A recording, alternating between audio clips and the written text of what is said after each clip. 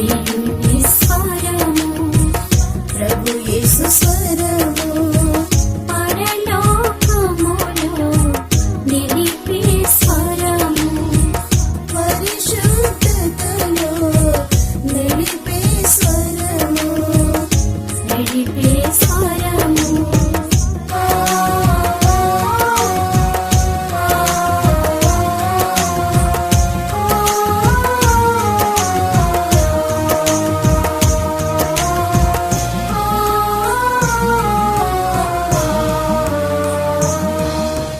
మాకు అత్యంత ప్రియులైన ప్రియుని స్వరం అనే మా ఈ ఆధ్యాత్మిక కార్యక్రమము ఎంతో ప్రేమతో వీక్షిస్తున్న మీకు అందరికీ యేసుప్రభు వారి నామం పేరిట నా హృదయపూర్వక వందనాలండి. బాగున్నారు కదా. ఛానల్ అధినేత గారికి కూడా వారి కుటుంబానికి నా హృదయపూర్వక వందనాలు తెలియజేసుకుంటూ మీకు అందరికీ మనకందరికీ యేసుప్రభు వారి ప్రశస్తమైన నామంలో శుభములు, సమాధానం, దీవెన, మంచి ఆరోగ్యం కలుగునుగాక. ఆమేన్, ఆమేన్. మంచిదండి. మీరు నేను కలిసి ఆ మహాదేవునికి కృతజ్ఞత చెల్లిద్దాం. ఎంతో ప్రేమించి నాకయ్యే తెంచి ప్రాణము నర్పించితివే, ఎంతో ప్రేమించి నాకయ్యే తెంచి ప్రాణము నర్పించితివే, విలువైన రక్తం చిందించి నన్ను విమోచించితివే, విలువైన రక్తం చిందించి నన్ను విమోచించితివే.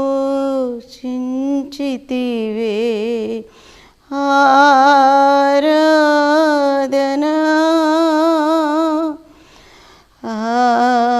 ఆరాధనా ఆరాధనా ఆరాధనా ప్రియ యేసు ప్రభునకే, నా యేసు ప్రభునకే, ప్రియ యేసు ప్రభునకే,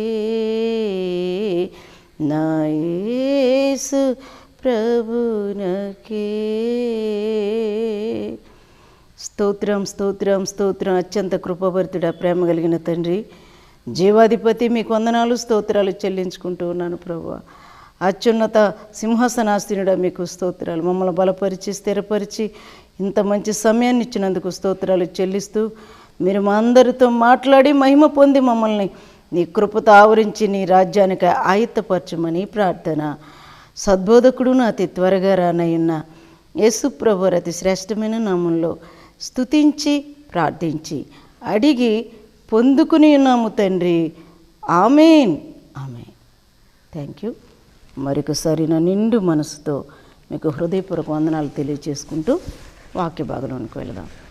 దేవుని మహాకృపలో గతించిన ఎపిసోడ్లో అడవి వృక్షములలో జల్దరు వృక్షం ఎట్లున్నదో పురుషులలో నా ప్రియుడు అట్లున్నాడు. ఆనందభరితనై నేను అతని నీడను కూర్చుంటిని. ఇది దేవుని మహాదయలో ధ్యానం చేసుకోవడానికి ప్రభువారు చాలినంత కృప మీకు నాకు అనుగ్రహించారు. పరమగీత పుస్తకం 2వ అధ్యాయం 4వ వాక్యాన్ని మీరు నేను కలిసి చదువుదాం రండి. అతడు తన విందుశాలకు నన్ను తోడుకుని పోయెను, నా మీద ప్రేమను ధ్వజముగా ఎత్తెను. నా ప్రియుడు నన్ను తన విందుశాలకు తోడుకుపోయాడు. తోడుకుని వెళ్ళటమే కాదు, నా మీద ప్రేమనే ధ్వజంగా ఎత్తాడు. ఎంత అద్భుతమైన మాటలు కదా. అక్రమం విస్తరించుట చేత అనేకులలో ప్రేమ చల్లారిపోయినని అంచెదినాలు మనం చూస్తూ ఉన్నాం. ఏమైనా దేవుని ప్రేమ శాశ్వతమైంది. ఇక్కడ షోలమిత్ అనే సంఘం అంటుంది, నన్ను అతడు లేదా ఆయన తన విందుశాలకు తోడుకుని పోయి నా మీద ఏమిస్తాడంటే ఆయన తన ప్రేమనే ధ్వజంగా ఎత్తాడు. ధ్వజము అంటే జెండా, ప్రేమనే జెండాగా స్థాపించాడట. ప్రేమ జెండాను మనం జ్ఞాపకం చేసుకునే ముందు బైబిల్ ఈ మహావేదంలో కొన్ని పతాకాల గురించి లేదా కొన్ని జెండాల గురించి మనం చాలా విలువైంది కదా, చాలా ప్రాధాన్యమైనది. మన దేశ ఫ్లాగ్కి లేదా ఆ జెండాకు చాలా ప్రాముఖ్యత ఉంది, ఇవ్వాలి కూడా కదా ఒక పౌరుడిగా. అలాగే ప్రేమ పతాకానికి ప్రతి విశ్వాసి దేవుని రక్తంలో కడుగుబడిన మనం కూడా ఎంతగా ఆధిక్యత ఇవ్వగలుగుతూ ఉన్నాం. ఆ ప్రేమ జెండా నీడకు వచ్చామా? అసలు ఆ ప్రేమ జెండా యొక్క విలువ తెలుసా? లేదా ప్రేమ జెండా యొక్క అర్థం ఏంటి అనేది మనం ధ్యానం చేసుకునే ముందు దేవుని బిడ్డలారా, మరి పూర్వకాలంలో రాజులు యుద్ధాలకు వెళ్ళినప్పుడు ఆ జయసూచకంగా జెండాను స్థాపిస్తూ ఉండేవారు. అంటే రాజులు స్థాపించేవారు విజయానికి సూచనగా.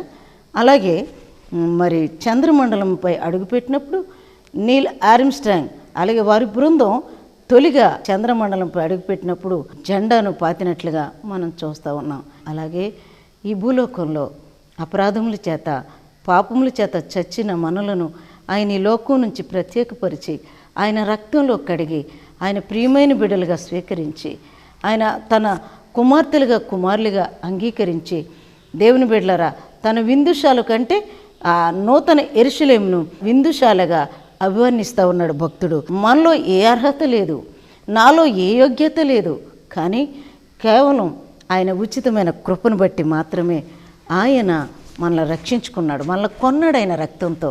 కనుక ఆ ప్రేమకు చిహ్నంగా సూచనగా ప్రేమ అనే ధ్వజాన్నెత్తినట్లుగా ఇక్కడ సంఘం అనే షూలమెత్తి అభివర్ణిస్తూ ఉంది.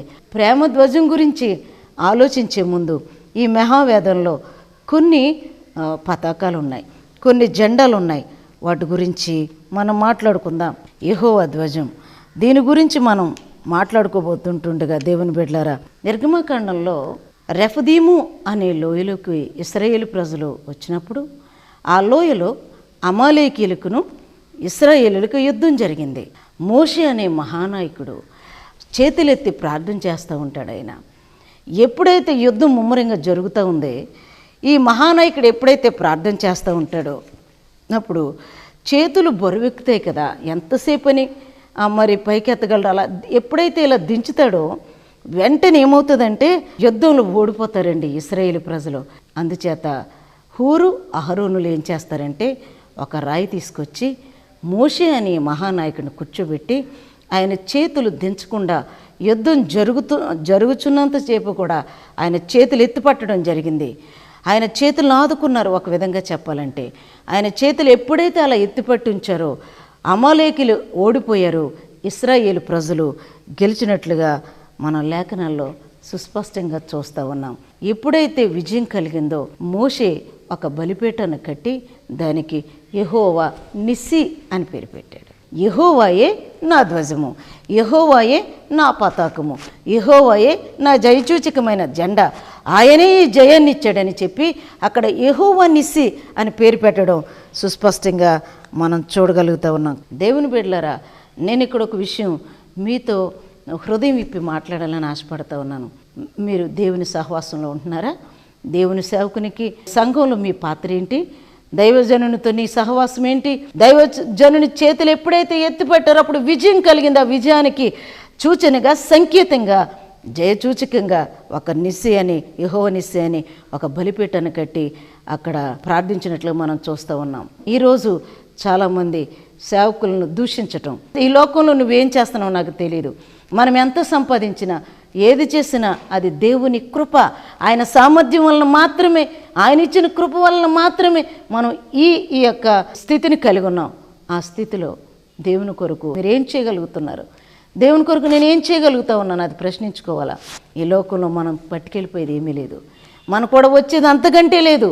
కనుక దేవుని కొరకు ఏదైతే నువ్వు చేయగలుగుతావో అదే నీ జీవితానికి ఆశీర్వాదం, అదే నీ జీవితానికి చిరస్థాయిగా నిలబడుతుందని చెప్పడానికి నేను ఇష్టపడతాను. నన్ను దేవుడు అన్యాయస్తుడు మాత్రం కాదు, కనుక ఆదుకునే హస్తాలు కావాలి, ఆదరించేవారు కావాలా, సహాయం చేసేవారు కావాలి దేవుని బిడ్డలు. అందుకునే మోషే చేతులు ఎత్తినప్పుడు విజయం వచ్చినప్పుడు యెహోవా నిస్సి అని పేరు పెట్టి దేవుని బిడ్డలు అక్కడ ఒక చక్కటి ధ్వజాన్ని స్థాపించినట్లుగా మనం చూడగలుగుతూ ఉన్నాం. కనుక దేవుని బిడ్డ, నా ప్రియమైన సోదరి సోదరుడా, 17వ అధ్యాయం 8వ వాక్యం నుంచి 16వ వచనం వరకు ఇది ఉన్నట్లుగా మనం ఈ లేఖన భాగాన్ని చూడగలుగుతూ ఉన్నాం. రైట్.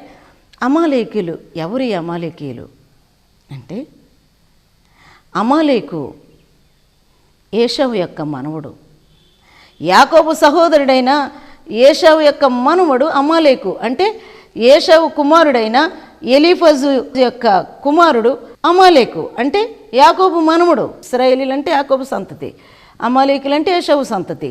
వీరిద్దరికి పోరాటం జరుగుతూ ఉంది. యాకోబు ఏశావులకి గర్భంలో పోరాటం, అలాగే మన జీవితంలో కూడా శరీరానికి ఆత్మకు నిత్యము పోరాటమే కాదు, నిత్యము సంఘర్షణే. అందుకనే బైబిల్ గ్రంథంలో ఒక మంచి మాట ఉంది, ఆత్మకు శరీరానికి ఎప్పుడూ పోరాటమే, నిత్యము పోరాటమే.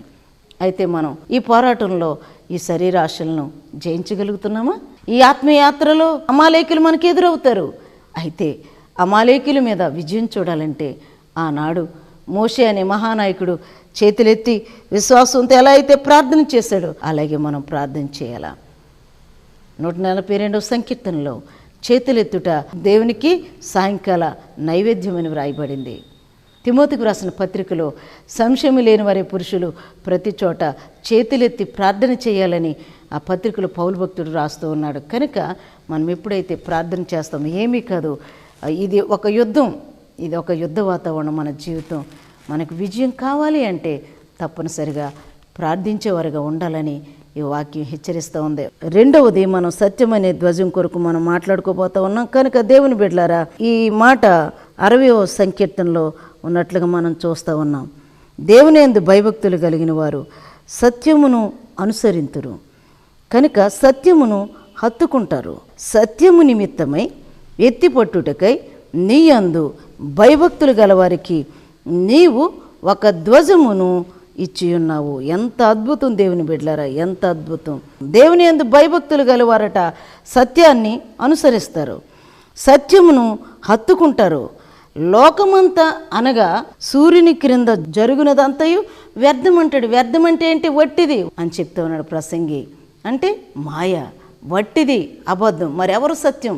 యోహాను సువార్త 14వ అధ్యాయం 6వ వాక్యంలో నేనే మార్గమును, నేనే సత్యమును, నేనే జీవమునై ఉన్నానని, నా ద్వారా తప్ప ఎవడును తండ్రి యొద్దకు చేరలేరని వాక్యం సెలవిస్తూ ఉంది. ఆయనే సత్యమై ఉన్నాడు దేవుని బిడ్డలారా. కనుక ఎవరైతే ఆయన యందు భయభక్తులు కలిగి ఉంటారో వారట ఒక సత్యమనే ధ్వజాన్ని ఎత్తి ఉన్నారంట. ఆయన యందు భయభక్తులు కలిగిన వారికి ఒక సత్యాన్ని స్థాపిస్తాడని వాక్యం చెప్తూ ఉంది. ఒక అద్భుతమైన మాటలు దేవుని బిడ్డలారా ఆయన లేఖనాల్లో వ్రాయబడ్డాయి. అలాగే 20వ సంకీర్తనలో కూడా యెహోవా నీ రక్షణను బట్టి మేము జయోత్సవం చేయుచున్నాం, మా దేవుని నామమును బట్టి మేము ధ్వజమును ఎత్తుచున్నాం. సత్యమే ఒక ధ్వజము. ఈ లోకంలో ఎక్కడ చూసినా కదూ, 2 రెళ్ళు 4, అది ఇండియాలో అయినా అమెరికా యావత్ వాళ్ళు ప్రపంచమంతా అది మారదు కదా. అలాగే సత్యము ఎప్పుడు మారదు. ఆమేన్, హల్లెలూయా. ఆ సత్యవంతుడైన దేవుణ్ణి మనకు కలుగు. సత్యము నిన్ను స్వతంత్రునిగా చేస్తుంది. ఆ సత్యమైన దేవుణ్ణి అంచె దినాల్లో ఉన్నాం, అపాయకరమైన దినాల్లో ఉన్నాం. కనుక దయచేసి ఆ దేవుణ్ణి అంగీకరించారా? ఇంతలో కనబడి అంతలో మయమైపోయే జీవితాలు. కనుక ఆయన పిలువక ముందే, ఆయన ఆగమనం రాకముందే, ఆయన పిలుపు రాకముందే ఆ సత్యవంతుడైన దేవుని అంగీకరించి ఆ సత్యాన్ని ధ్వజముగా ఎత్తిపడితే మన జీవితాలు ఎంత ఆశీర్వాదకరంగా ఉంటాయి. కనుక దేవుని బిడ్డల రెండవది, నీ యందు భయభక్తులు గలవారు నిమిత్తమై ఎత్తిపట్టుటకై నీవు ఒక ధ్వజమును ఎత్తిపట్టి ఉన్నావు. అది సత్య ధ్వజము. ఎంత బాగుందో కదా. మొదటిది యెహోవా నిస్సి, అంటే యెహోవాయే నా ధ్వజము, యెహోవాయే నా విజయం, యెహోవాయే నా యొక్క పతాకం. మోషే అనే నాయకుడు ఒక చక్కటి బలిపీఠను కట్టి నామకరణం చేసినట్లు మనం చూస్తూ ఉన్నాం.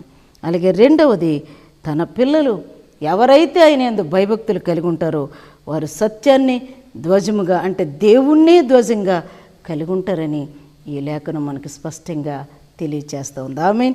మూడవది చివరిగా ప్రేమ ధ్వజము. ప్రేమ ధ్వజము మనం చదువుకున్నాం కదా పరమగీత పుస్తకంలో.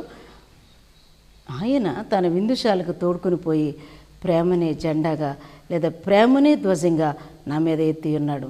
యోహాను సువార్త 3వ అధ్యాయం 16వ వాక్యంలో దేవుడు లోకమును ఎంతో ప్రేమించెను కాగా తన అద్వితీయ కుమారునిగా పుట్టిన వాని యందు విశ్వసించు ప్రతివాడును నశింపక నిత్యజీవం పొందినట్లు ఆయనను అనుగ్రహించెను.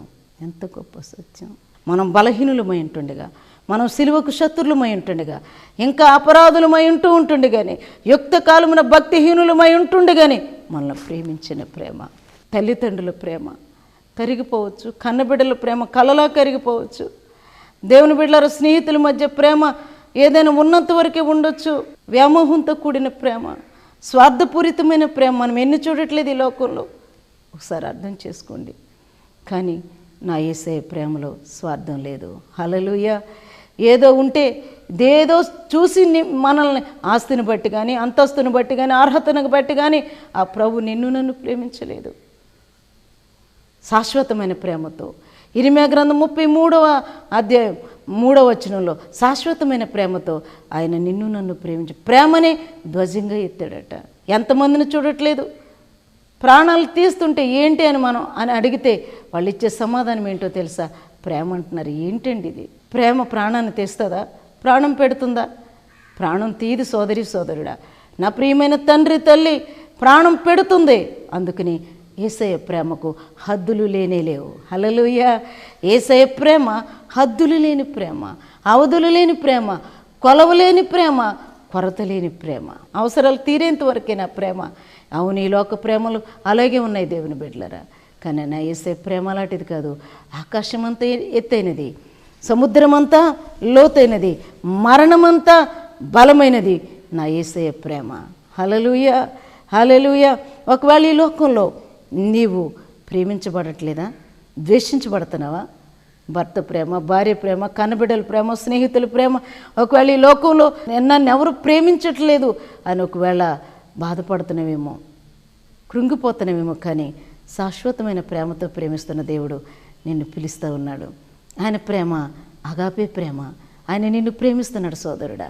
భయంకరమైన పాపంలో కూరుకుపోయినటువంటి ఒక యూత్ మధ్యకి, యవనస్తుల మధ్యకి ఒక యవన దైవజనుడు వర్తమానం చెప్పడానికి వెళ్ళారు. వెళ్ళిన తర్వాత దేవుని బిడ్డలారా, ఆ వర్తమానం చెప్పడానికి వెళ్తే నువ్వు ఎందుకు వచ్చామో అంటే చాలా భయంకరమైన వ్యసనాలకు బానిసలు అయిపోయారు పాపం వాళ్ళు.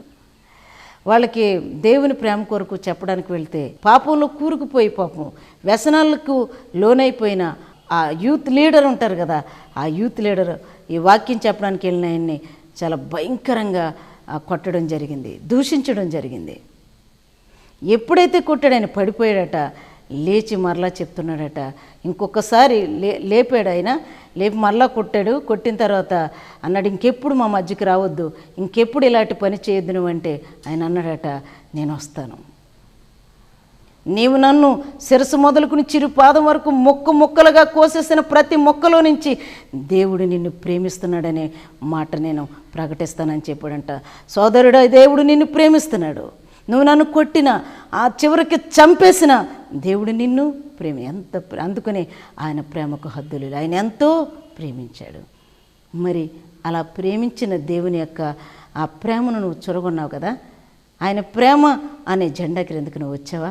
ఆయన్ని ప్రేమిస్తున్నావా? ఆయన ప్రేమిస్తే ఆస్తికర్తలుగా మార్చబడతామని, ఆయన ప్రేమిస్తే ఆపద నుంచి తప్పించబడతామని, ఆయన ప్రేమిస్తే ఆయన మహోన్నతమైన క్షమాపణ పొందుకుంటామని ఆయన లేఖనాల్లో ఎంత అద్భుతంగా మనం చూడగలుగుతూ ఉన్నాం. సోదరి సోదరుడు కనుక ఈ యొక్క అద్భుతమైన సమయంలో, ఈ ప్రశస్తమైన సమయంలో దేవుని మహాకృపను బట్టి అతడు నన్ను తన విందుశాలకు తోడుకుని పోయి నాపై తన ప్రేమను ధ్వజముగా ఎత్తెను. అంటే ప్రేమ ధ్వజము కదా. ప్రేమ అనే జెండాను పాతాడైన ఈ లోకం నుంచి వేరుపరిచి ప్రత్యేకపరిచి ఆయన రక్తంతో తుది బిందు వరకు, తుది బొట్టు వరకు మన కొరకు కార్చి మనల్ని రక్షించుకున్న ఆ తండ్రి కేవలం ఎందుకో తెలుసా? ఆయన ప్రేమ. ఆయన ప్రేమ. ఇంకా నీవు రక్షించబడకపోతే, ఇంకా ఆయన తట్టు తిరగకపోతే, లోకాన్ని ప్రేమిస్తూ లోక వ్యసనాలకు లోనై ఉంటే ఇది మంచి తరుణం. ఇదే రక్షణ దినం. ఇంత గొప్ప రక్షణ, ఇదే మిక్కిలి అనుకూలమైన సమయం. ఇదే రక్షణ దినం. ఇంత గొప్ప రక్షణ నిర్లక్ష్యం చేయకు సోదరుడా. నిన్ను ప్రేమతో పిలుస్తున్నాడు చెల్లి. ప్రేమనే ధ్వజంగా ఎత్తాడు. శాశ్వతమైన ప్రేమతో ప్రేమిస్తున్న ఆ తండ్రి యొక్క ప్రేమకు పాత్రులమై ఆ ప్రేమను ప్రకటిద్దాం. ఆయన ప్రేమను అంగీకరించి ఆయన ప్రేమను పొందుకుంటున్న మనము దేవుని బిడ్డలారా, ప్రతి క్షణం ప్రతి నిమిషం లోకానికి ఆయన ప్రేమను ఆయనే ప్రేమ స్వరూపి అయి ఉన్నాడు కనుక ఆ ప్రేమని లోకానికి ప్రకటిద్దాం. దేవుని కృపకు పాత్రులు అవుదాం. ఆయన రాజ్యానికి వారసులుగా మారిపోదాం. ఆమేన్. హల్లెలూయా. ఈ మహావాక్కులు దేవుడు మన వినుకుల్లో నీరు కట్టి ఫలింపచేయనుగాక. ఆమేన్. ప్రార్థన చేసుకుందామా? నాయనా, నిస్వార్థమైన ప్రేమ, మీ లోక ప్రేమల్లో స్వార్థం కనిపిస్తుంది ప్రభువా. నీ ప్రేమలో స్వార్థం లేదు నాన్న. నీ దాగాపే ప్రేమ నాయన. భక్తిహీనులమై ఉంటుండగానే మా కొరకు తుది బిందువు వరకు, తుది బొట్టు వరకు నా కొరకే రక్తం కార్చి నాయన నీ ప్రాణాన్ని దారపోసిన ప్రేమ నాయన. మరణమంత బలవంతమైంది నీ ప్రేమ. ఇంకా తండ్రి, లోబడిన వాళ్ళని ప్రజల వైపు నాయన చేతులు చాపి పిలుస్తున్న నీ ప్రేమ కొరకే స్తోత్రాలు ప్రభువా. అతడు తన విందుశాలకు తోడుకుని పోయి తన ప్రేమనే ధ్వజముగా నా మీద ఎత్తి ఉన్నాడని వాక్యాలు మేము చూడగలిగాం ప్రభువా. నాయనా, నీకు స్తోత్రాలు. ప్రేమనే జెండాగా స్థాపించావు ప్రభువా, నీకు స్తోత్రాలు అయ్యా. నీకు వందనాలు, స్తోత్రాలు చెల్లిస్తూ అయ్యా, ఇదిగో మా తండ్రి, ఈ లోకమనే అరణ్యంలో మా జీవితం ఒక యుద్ధ పోరాటంలో యుద్ధం లాంటిది మా జీవిత దినాలు ప్రభువా. అలాంటి యుద్ధంలో మేము జయం పొందాలి అంటే, అమాలేకును నాయన శరీర కార్యాలు జయించాలి అంటే ప్రభువా, మేము చేతులెత్తి ప్రార్థించే మోషేవలే, మహానాయకుడైన మోషేవలే ఉండాలని, ఆదుకునే నాయనా ఊరు అహరోను అనుభవం కలిగి ఉండాలని మీరు మాతో మాట్లాడారు ప్రభువా. అయ్యా, భయంకరమైన దినాల్లో ఉన్నాం అయ్యా. తండ్రి, ఎక్కడ చూసిన మోసం, అక్రమం, కానీ సత్యమే మాత్రం కనబడని రోజుల్లో ఉన్నాం. క్షేమము రవ్వంతైన లేని దినాల్లో ఉన్నాం ప్రభు. కానీ తన యందు భయభక్తులు కలిగిన వారు సత్యమునే ధ్వజముగా ఎత్తి ఉన్నారని నీ లేఖనంలో మేము చూడగలిగాం ప్రభు. నీకు వందనాలు, స్తోత్రాలు నాయన. మమ్మల్ని ప్రేమించిన తండ్రి, నీ కుమారుని ఈ లోకానికి పంపించి నాయన ఇదిగో తండ్రి, రక్తము కార్చి రక్షించుట ద్వారా నీ ప్రేమకు సూచనగా నాయన ప్రేమని ధ్వజంగా ఎత్తినట్లుగా మేము చూస్తూ ఉన్నాం. కృప కలిగిన తండ్రి, ఈ మాటలు అనేక మంది విశ్వాసంతో, అచంచలమైన నమ్మకంతో చూస్తూ ఉన్నారు. వారి జీవితాల్లో ప్రేమ కరువైపోయింది. కుటుంబాల్లో భార్యాభర్తల మధ్య, తల్లిదండ్రుల మధ్య, బిడ్డలు తల్లిదండ్రుల మధ్య ఎక్కడ చూసినా ప్రేమ కరువైపోయింది అయ్యా. అయ్యా, ప్రేమతో పిలుస్తూ ఉన్నాం. నేను ప్రేమిస్తున్నానని వాగ్దానం ఇస్తున్నా ప్రభు. నీకు స్తోత్రాలు. ప్రతి ఒక్కరిని బలపరచండి నాయన. మా దేశాలు, రాష్ట్రాలు, యావత్ ప్రపంచాన్ని, సార్వత్రిక సంఘాన్ని, సకల పరిశుద్ధులను, సర్వ ప్రపంచాన్ని చేతులకు అప్పగిస్తూ ఉన్నాం. మా నాయకులను మీ చేతికి అప్పగిస్తూ ఉన్నాం ప్రభు. నాయన, రాష్ట్రాలు, మండలాలు, జిల్లాలు, గ్రామాలు, కుటుంబాలను మీ చేతికి అప్పగిస్తూ ఉన్నాం. బలహీనులైన వారి కొరకు ప్రార్థన చేస్తూ ఉన్నాం. నువ్వు కనికర సంపన్నుడు నాయన. నువ్వు ప్రేమ కలిగిన దేవుడు తండ్రి. నీకు స్తోత్రాలు. నీ మహాకృపలో నాయన బలహీనులను బలపరచండి. అనారోగ్యంతో నాయన తండ్రి, అనారోగ్యంతో ఉన్న వారికి యేసు నామములో శిరస్సు మొదలుకుని చిరు పాదం వరకు ఇప్పుడే విడుదల కలుగునుగాక ఆజ్ఞాపిస్తూ ఉన్నాను తండ్రి. నీకు వందనాలు. బిడ్డలు లేని వారికి బిడ్డలు నాయన, గృహాలు లేని వారికి గృహాలు తండ్రి. నాయన నా తండ్రి, కోర్టు సమస్యలు ఉన్న వారికి విడుదల, కుటుంబ సమస్యలతో కొట్టుమిట్లాడిపోతున్న వారికి యేసు నామములో విడుదల కలుగునుగాక ఆజ్ఞాపిస్తూ ఉన్నాను నాయన. అయ్యా, విడిపోయిన కుటుంబాలు నీ కృపగల నామంలో ఐక్యపరచబడునుగాక తండ్రి. నీకు స్తోత్రం. పాపికి రక్షణ, రోగికి స్వస్థత కలుగునుగాక అని ప్రాధేయపడి ప్రార్థిస్తున్నాను ప్రభు. నీకు స్తోత్రాలు. సహాయం చేయండి. మా బిడ్డలు ప్రీకేజీ మొదలుకొని పీజీ వరకు బిడ్డలు స్కూల్స్కి వెళుతూ ఉన్నారు నైనా. నీ కృపాహస్తము చాపండి, దీవించండి. రాకపోకలు మీరు తోడండి. జ్ఞానాత్మతో, తెలివితో, వివేచనతో మా బిడ్డలను నింపమని ప్రార్థన చేస్తూ ఉన్నాను. దేవ సహాయం చేయమని, నీ కృపలు బలపరచమని, అనాథలకు ఆదరణ, తల్లిదండ్రులు లేని వారికి న్యాయం, వేదవరాళ్ళు పక్షాన్ని వ్యాజ్యమాడండి. కృంగినవన్నీ లేవనెత్తండి. మాకు నాయన పడిపోయినవన్నీ ఉద్ధరించండి. గుండె చెదనవన్నీ బాగు చేయండి. పరిశుద్ధాత్మ దేవుడా, నీ ప్రేమగల హస్తము చాపి ప్రతి పరిస్థితిలో చాలినంత కృప అనుగ్రహించి మీరే మహిమ పొందమని నాయన. భయంకరమైన దినాల్లో ఉన్నాం. ఒక్కసారి జ్ఞాపకం చేసుకో ప్రభువా. నీ రాజ్యానికి మమ్మల్ని అందరినీ సిద్ధపరచమని, మేము సిద్ధపడి అనేకులను సిద్ధపరచడానికి మీ కృప మాకు మెండుగా ప్రసాదించమని ప్రతి ఒక్కరిని మీ చేతికి అప్పగించుకుంటూ నాయన ఇదిగో మా తండ్రి, ప్రశస్తమైన సమయంలో అయ్యా మా దేశానికి, మా రాష్ట్రానికి మాకు వర్షాలు కావాలి నాన్న. సొలొమోను మహాభక్తుడు నా మందిరం తట్టు తిరిగి ప్రార్థన చేసినప్పుడు తప్పనిసరిగా దేశాన్ని నేను కనికరిస్తాను, దేశానికి మరి వర్షాలు కురిపిస్తానన్నావు నాయన. ఋతువులు నాయన, ఋతుపవనాలు మాకు దయచేయండి. మంచి వర్షాలు మాకు అనుగ్రహించండి. ఆకాశ తుమ్ములు విప్పండి ప్రభు. నీకు స్తోత్రాలు. మంచి తండ్రి నీకు స్తోత్రాలు. మరి వర్షాలు మాకు అనుగ్రహించి నీ కృపతో నింపి నడిపించమని మమ్మల్ని అందరినీ నీ కృప బాహుకు సమర్పించుకుంటూ మీరే ఘనత మహిమ ప్రభావాలు పొందుకునమని అయ్యా, విశ్వాసంతో విన్న ప్రతి ఒక్క నీ వాక్యానికి ఎంతమంది అయితే ఈ సువార్తకు దానం చేశారు వారిని వారి కుటుంబాలను ఆశీర్వదించి నీ కృపకు పాత్రలుగా చేయమని ప్రార్థన మా కొరకు అతి శీఘ్రముగా నవవరుడిగా పెండ్లి కుమారుడిగా అతి త్వరగా రానైన యేసునామంలో స్తుతించి ప్రార్థించి అడిగి పొందుకుని ఉన్నాము తండ్రి. ఆమేన్, ఆమేన్, ఆమేన్. మీకందరికీ నా హృదయపూర్వక వందనాలండి. దేవుడు మిమ్మల్ని మీ కుటుంబాలను దీవించునుగాక. ఆమేన్. God bless you. ఇంతవరకు దైవ సేవకురాలు శ్రీమతి వై కమలా ప్రభాకర్ గారు అందించిన ప్రియుని స్వరము అనే అద్భుత వర్తమానము మీరు విని ఉన్నారు. మీ ప్రార్థనా అవసరతల కొరకై మా ఫోన్ నంబర్లు 9866391824, మా చిరునామా Shrimati Y Kamala Prabhakar, Adullam holy fire church, Nelaturu, Chagal మండలం, పశ్చిమ గోదావరి జిల్లా 534342, ఆంధ్రప్రదేశ్.